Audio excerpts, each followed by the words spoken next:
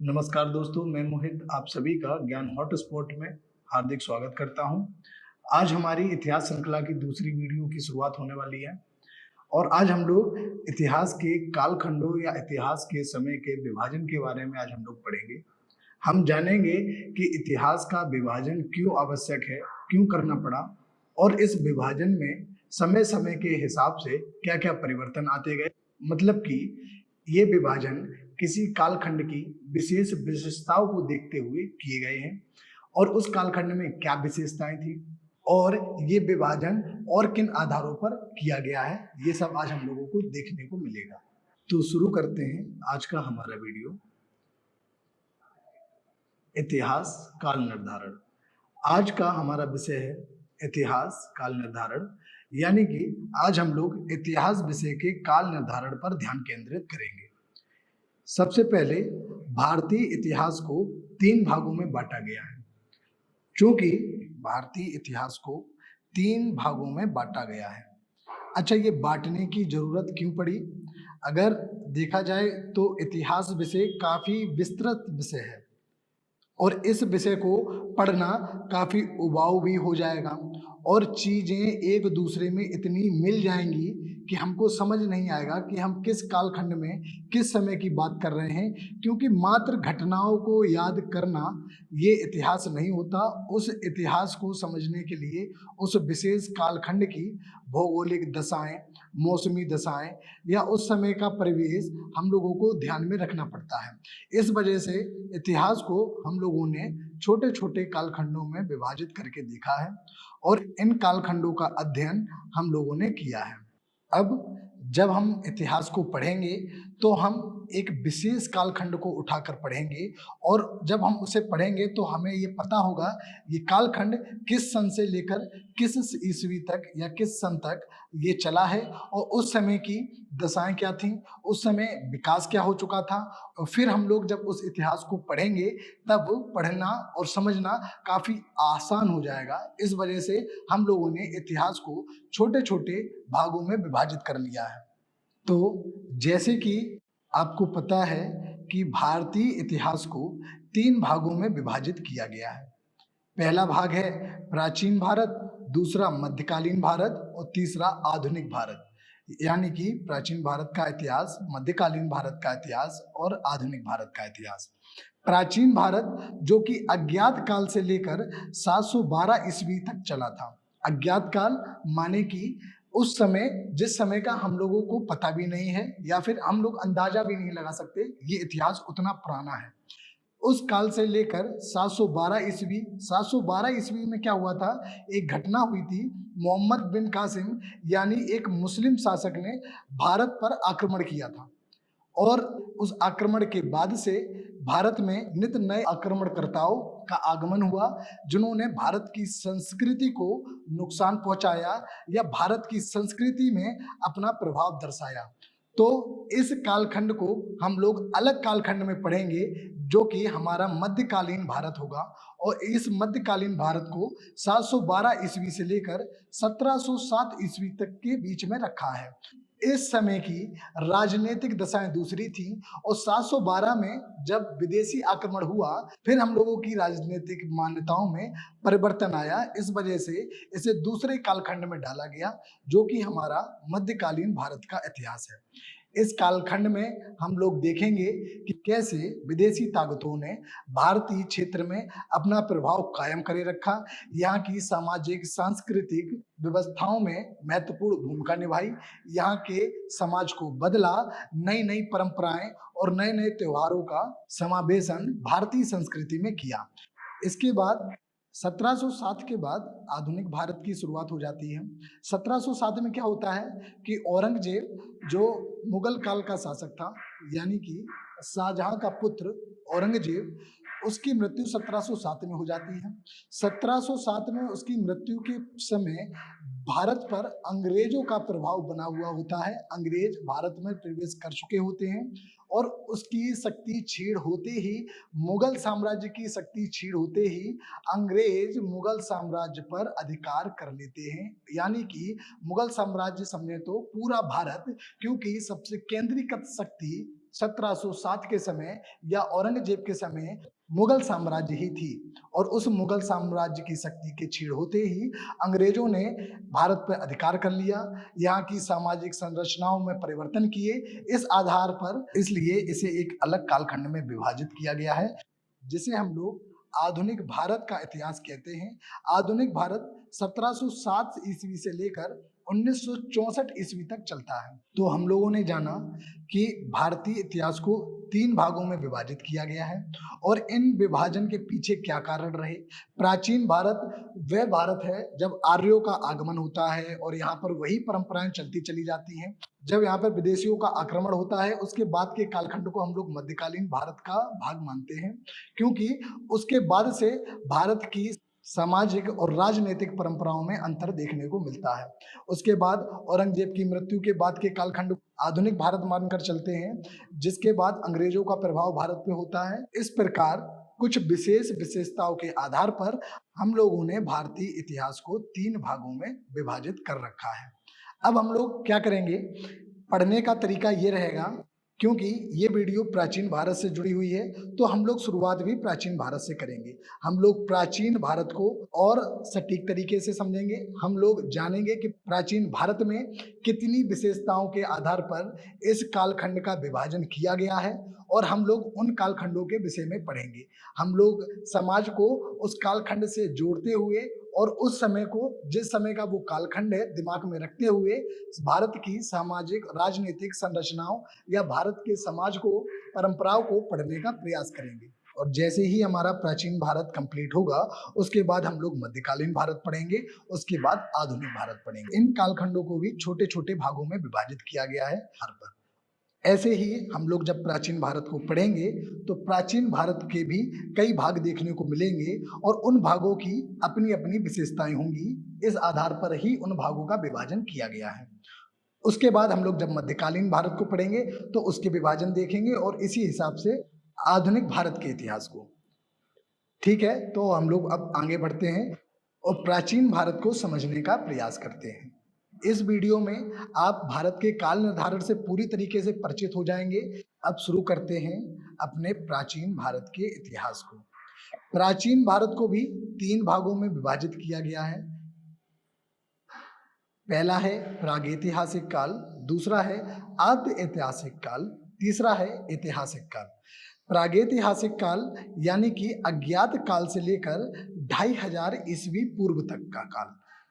आद्य ऐतिहासिक काल 2500 से लेकर 1500 ईस्वी पूर्व तक का काल, और ऐतिहासिक काल 1500 ईस्वी पूर्व से लेकर 712 ईस्वी तक का काल।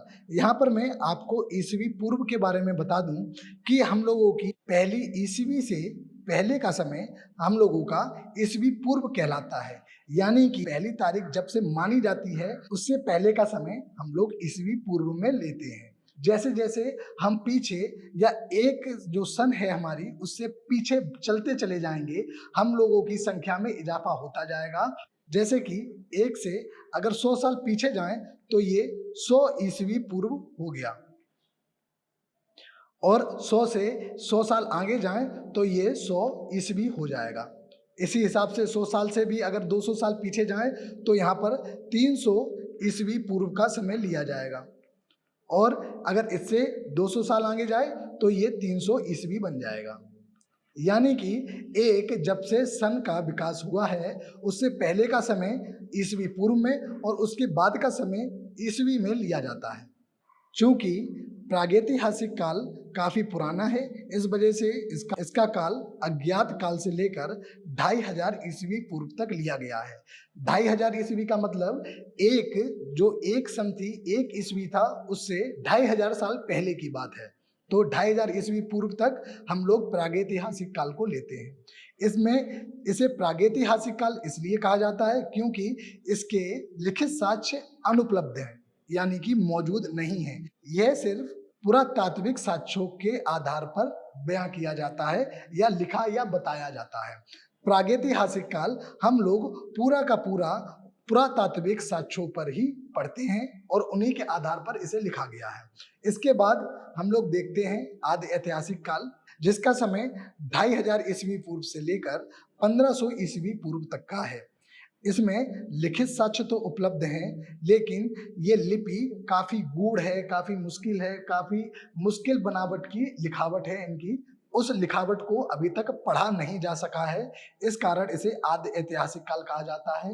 ऐतिहासिक इसमें इसलिए जोड़ा गया है क्योंकि इसके लिखित साक्ष्य मौजूद हैं, और आदि इसलिए क्योंकि इसे लिखित साक्ष्य तो मौजूद हैं लेकिन उन्हें पढ़ा नहीं जा सका है। और प्रागैतिहासिक काल को इसलिए कहा गया क्योंकि इसमें मौजूद भी नहीं है, और इसे पढ़ने की तो सवाल ही नहीं उठता जब इसमें मौजूद ही नहीं है, और ये पूरा का पूरा पुरातात्विक साक्ष्यों पर उपलब्ध है। ऐतिहासिक काल जो कि 1500 ईस्वी पूर्व से लेकर 712 ईस्वी पूर्व तक का होता है, इसे पुरातात्विक साक्ष्यों के आधार पर भी पढ़ा जाता है, इसे लिखित साक्ष्यों या साहित्यिक साक्ष्यों के आधार पर भी पढ़ा जाता है, और सबसे प्राचीनतम अगर लिखित साक्ष्य अगर इसमें देखे जाएं तो वे सम्राट अशोक के काल के मिलते हैं, और ये उन्हीं के अभिलेख हैं। पुरातात्विक एवं साहित्यिक दोनों साक्ष्य उपलब्ध हैं, और लगभग 600 ईस्वी पूर्व के बाद का काल ऐतिहासिक काल कहलाता है, जो कि 712 ईस्वी तक चलता है। जो प्राचीन भारत का जो प्रागैतिहासिक काल है उसे हम लोग पाषाण काल भी कहते हैं।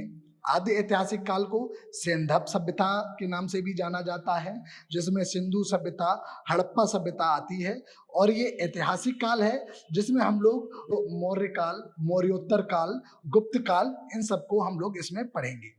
पाषाण काल इसलिए कहा जाता है और इसे प्रागैतिहासिक काल में इसलिए बांटा गया है क्योंकि जब पाषाण काल है उसमें लिखित साक्ष्य उपलब्ध इसलिए नहीं होते कि उस समय पत्थरों का उपयोग ज्यादा होता था, लिखावट का अभी जन्म नहीं हुआ था, और जो हम लोगों ने पुराना इतिहास जो पढ़ा है जिसमें होमोनिडे, पोंगिडे, होमो इरेक्टस, होमो सेपियंस तक का जो विकास है वो हमारा पाषाण काल के अंदर आता है। तब मानव खाना पीना या फिर शिकार करना इन्हीं सब में व्यस्त था। उसके बाद जब सभ्यता का थोड़ा विकास होता है तो वो सेंधव सभ्यता के अंतर्गत आता है। इस समय हम लोगों को लिपि तो मिली है लेकिन चित्रात्मक लिपि है, चित्रों का सटीक अनुमान नहीं लगाया गया है अभी तक, और ना ही उसे अभी तक पढ़ा जा सकता है। हालांकि कुछ एक जगह पे ऐसे भी चित्र मिले हैं जिसका लगभग लगभग अनुमान लगाया जा सकता है, लेकिन अभी पूर्णतः इस काल को नहीं पढ़ा गया है, इसलिए ये आदि ऐतिहासिक है। और ये सेंधव काल की सेंधव सभ्यता में एक नई सभ्यता का उदय के कारण इसे एक अलग विभाजन के तहत डाला गया है। ऐतिहासिक काल में तो आपको पता है कि पुरातात्विक भी थे, साहित्यिक भी थे, और लिखना पढ़ना भी शुरू हो गया था, तो समाज में फिर एक परिवर्तन हो गया था। तो इन सामाजिक परिवर्तनों के आधार पर इन्हें 3 भागों में फिर विभाजित कर दिया गया है, प्रागैतिहासिक, आदि ऐतिहासिक और ऐतिहासिक काल। अब हम लोग देखते हैं प्रागैतिहासिक काल को, इसे पाषाण काल भी बोलते थे। तो इस पाषाण काल को या प्रागैतिहासिक काल को पुनः हम लोगों ने 3 भागों में विभाजित कर लिया है। पहला काल है पुरापाषाण काल, दूसरा है मध्यपाषाण काल, और तीसरा है नवपाषाण काल। पुरापाषाण काल 5 लाख ईस्वी पूर्व से लेकर 10,000 ईस्वी पूर्व तक का है। 5 लाख ईस्वी पूर्व का मतलब आपको पता ही है कि जब पहली सन थी उससे या पहली ईस्वी से 5 लाख साल 5 लाख साल पुराना समय हम लोगों का 5 लाख ईस्वी पूर्व कहलाता है, ईस्वी पूर्व कहलाता है। और इसके बाद का समय हम लोगों का ईस्वी हो जाता है। लेकिन ये समय तो 5 लाख ईस्वी पूर्व से लेकर 10,000 ईस्वी पूर्व तक का है, यानी कि ये 1 ईस्वी से 10,000 साल और पहले का है। इस वजह से ये काफी पुराना समय माना जाता है। ये 5 लाख ईस्वी से 10,000 ईस्वी पूर्व तक का है। फिर आता है मध्यपाषाण काल, ये 10,000 ईस्वी से पूर्व से लेकर 8,000 ईस्वी पूर्व तक का माना जाता है। फिर इसके बाद आता है नवपाषाण काल, जो कि 8,000 ईस्वी पूर्व से लेकर 2,500 ईस्वी पूर्व तक के बीच में विभाजित है। अच्छा, इन पुरापाषाण कालों को भी इनकी विशेषताओं के आधार पर 3 भागों में विभाजित कर दिया गया है, क्योंकि जब हम लोग इस काल के व्यक्तियों के या इस कालखंड के समय की इतिहास को जब हम लोग पढ़ेंगे तो हम लोग ये बात अपने दिमाग में रखेंगे कि ये बात पुरापाषाण काल के समय की है। वह काल कितना पुराना था, तब सभ्यता कहाँ तक पहुंची थी, उस समय इतिहास पढ़ने में इससे हमें काफी मदद मिलती है। फिर आता है मध्यपाषाण और नवपाषाण, और ये अपनी समय सामयिक विशेषताओं के आधार पर विभाजित है। इसके बाद हम लोग देखते हैं पुरापाषाण काल को। हम लोग देखिए एक के बाद एक अंदर पहुंचते जा रहे हैं। पुरापाषाण काल को हम लोगों ने फिर विशेषताओं के आधार पर 3 भागों में विभाजित हम लोगों ने कर दिया, और ये विभाजन निम्न पुरापाषाण काल, मध्य पुरापाषाण काल और उच्च पुरापाषाण काल में होता है। आपको पता है कि हम लोगों ने प्रागैतिहासिक काल को 3 भागों में पुरापाषाण काल, मध्य पाषाण काल और नवपाषाण काल में विभाजित किया था, और उसमें से पुरापाषाण काल को लेकर हम लोगों ने 3 विभाजन फिर किए हैं, जिसे निम्न पुरापाषाण काल, मध्य पुरापाषाण काल और उच्च पुरापाषाण काल कहा जाता है। निम्न पुरापाषाण काल हम लोगों का 5 लाख ईस्वी पूर्व से लेकर 50,000 ईस्वी पूर्व तक का समय होता है। चूंकि पुरापाषाण काल 5 लाख से लेकर 10,000 ईस्वी पूर्व तक का समय है, इस वजह से इसमें से 5 से 50,000 ईस्वी पूर्व तक के काल को निम्न पुरापाषाण काल और 50,000 से 40,000 ईस्वी पूर्व तक के काल को मध्य पाषाण काल और 40,000 से 10,000 ईस्वी पूर्व तक के काल को हम लोग उच्च पुरापाषाण काल कहते हैं। अब इन पुरापाषाण कालों में कुछ सभ्यताएं पनपी, और उन सभ्यताओं को मैंने सोचा है कि यहीं पर समेटते हुए चलें, जिससे कि आपका काम भी धीमे धीमे खत्म होता चले। निम्न पुरापाषाण काल में जो सभ्यता थी उसके प्रमाण हम लोगों को उत्तर पश्चिम सोहन नदी पेबुल चौपर चॉपिंग संस्कृति के रूप में मिलती है। ये भारत का उत्तर पश्चिमी क्षेत्र है, जहां पर हम लोगों को पेबुल चौपर चॉपिंग संस्कृति देखने को मिलती है। और वहीं निम्न पुरापाषाण काल में दक्षिण भारत में हमको हैंड एक्स क्लीवर तथा भीमबेटका और बेलन नदी घाटी पर हम लोगों को संस्कृति देखने को मिलती है। जो सोहन नदी है ये हम लोगों के पंजाब प्रांत के पड़ोस में जो पाकिस्तानी पंजाब प्रांत पड़ता है उसमें एक नदी प्रभावित होती है, जिसे सोहन नदी या सवान नदी कहते हैं।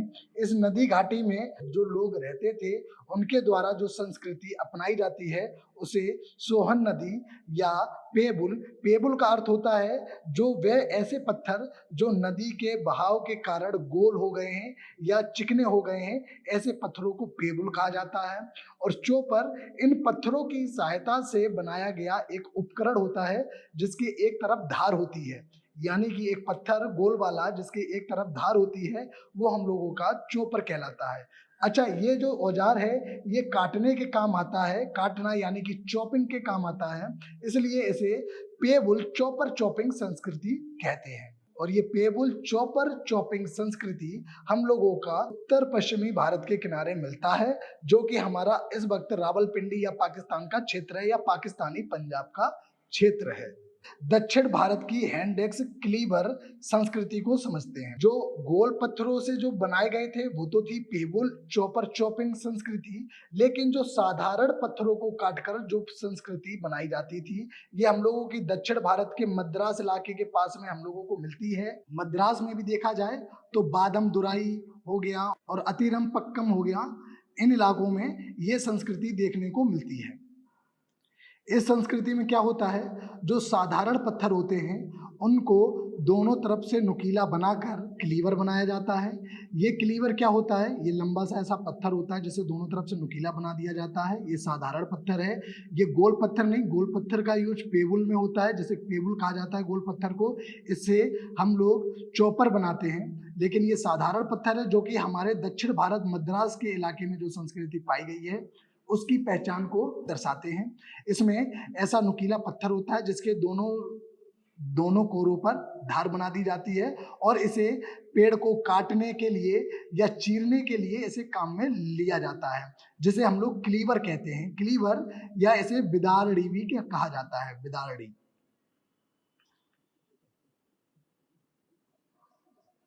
यह इसे बिदारड़ी भी कहते हैं। और वहीं अगर इसमें स्क्रैपर शब्द भी आप जोड़ लेना, स्क्रैपर, ये भी इस संस्कृति के शब्द, ये शब्द भी इस संस्कृति से जुड़ा हुआ होता है। Hand axe cleaver and scraper संस्कृति इसे बोला जाता है, इसका ये पूरा नाम है।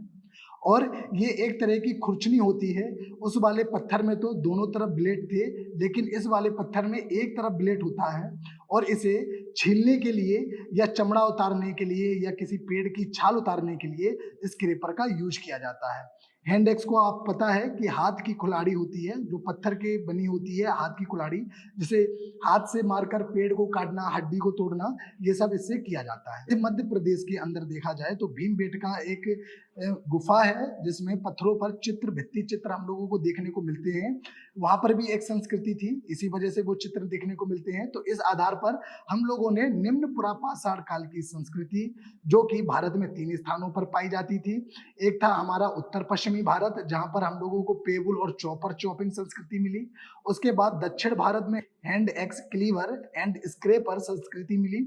और फिर मध्य में भीमबेटका स्थान पर, जहां पर हम लोगों को भित्ति चित्र देखने को मिलते हैं, यहाँ पर संस्कृति मिली। उसके बाद आते हैं मध्य पुरापाषाण काल में। यहाँ की जो संस्कृति है, बेतवा नदी घाटी, सोन नदी घाटी, कृष्णा नदी घाटी और बेलन नदी घाटी और ये निवासा, जो कि महाराष्ट्र में पड़ता है, यहाँ पर संस्कृति देखने को मिलती है।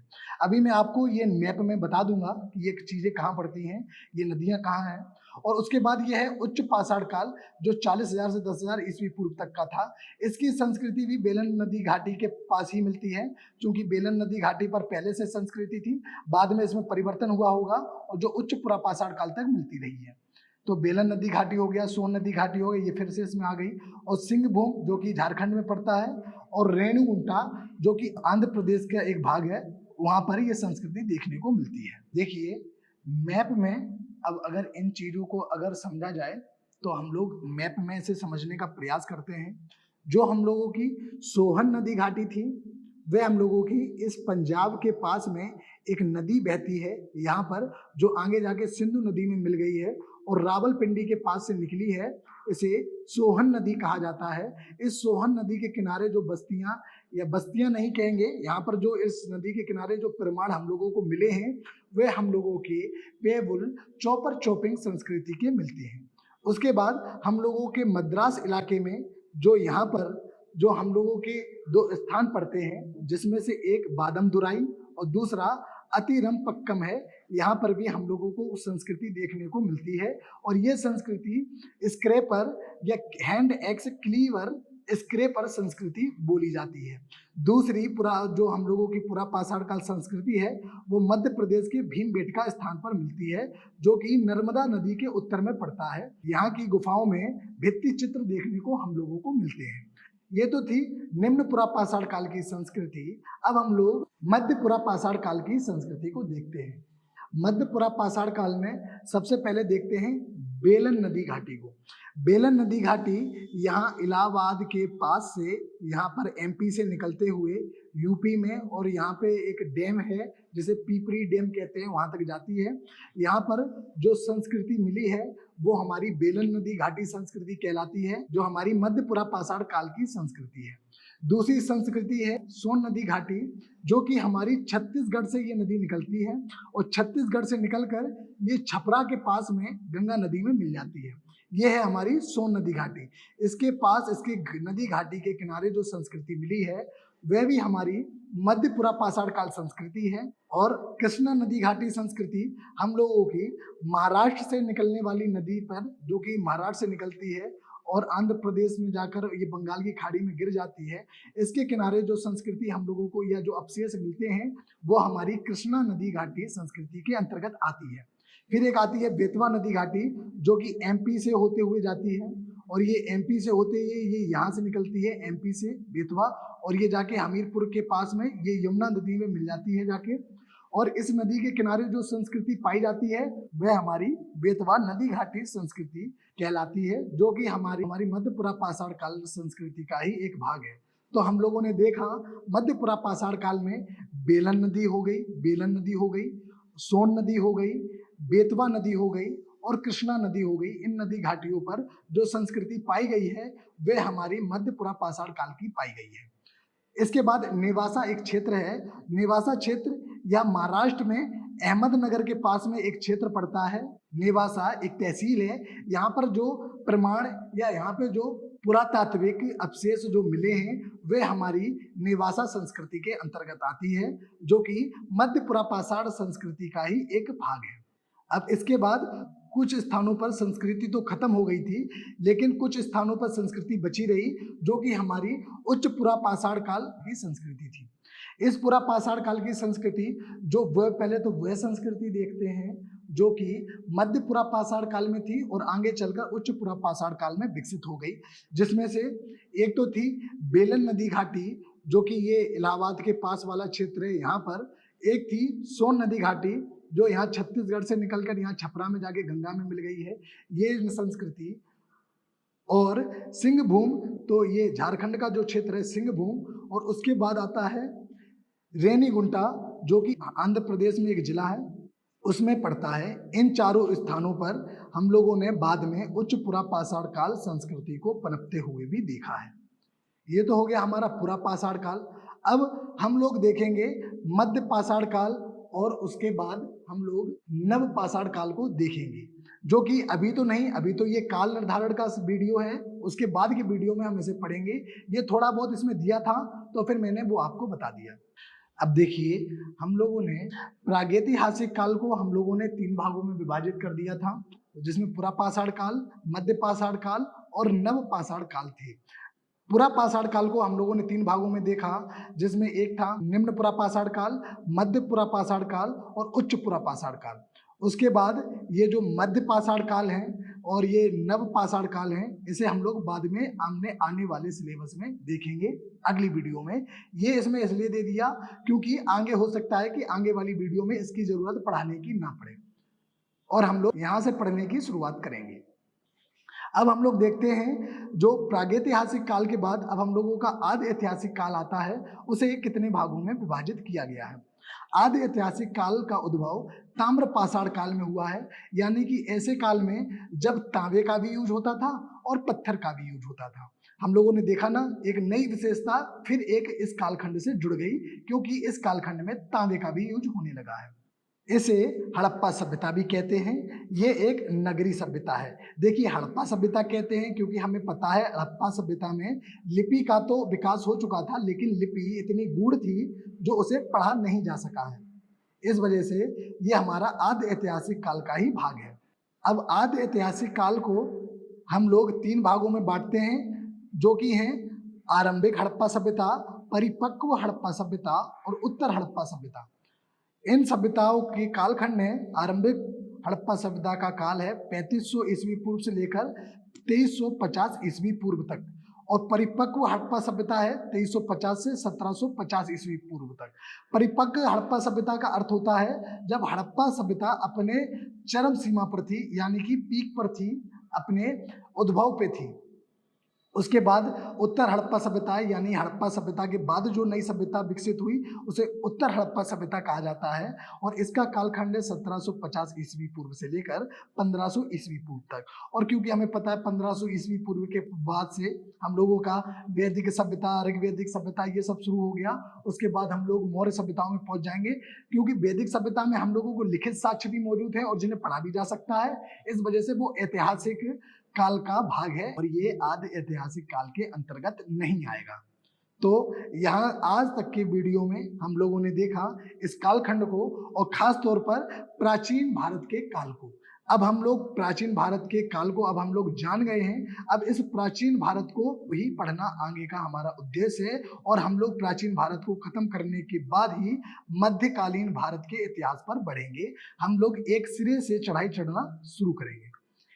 तो कल के वीडियो में हम लोग देखेंगे ऐतिहासिक स्रोत, देखेंगे हम लोग जानेंगे ऐसे क्या स्रोत हैं जो हम लोगों को मिलते हैं और जिनके आधार पर हम लोग इतिहास की रचना करते हैं। ये परीक्षाओं में सबसे ज़्यादा पूछे जाते हैं, और ये विषय जो आज हम लोगों ने पढ़ा है ये भी परीक्षाओं में, आजकल की परीक्षाओं में ज़्यादातर पूछे जाने लगे हैं। इतिहास पढ़ना है और मन लगाकर पढ़ना है तो चीज़ों को समझना बहुत जरूरी है। एक बार आप मेहनत कर लें, बार बार मेहनत करने से बच जाएंगे। तो इस वजह से इतिहास को एक बार पढ़िए और ढंग से पढ़िए। चैनल को सब्सक्राइब और वीडियो को लाइक करना मत भूलिए, और इस वीडियो को जितना हो सके शेयर कीजिए, उन लोगों तक भी पहुंचे जिन लोगों को इस वीडियो की जरूरत है। धन्यवाद।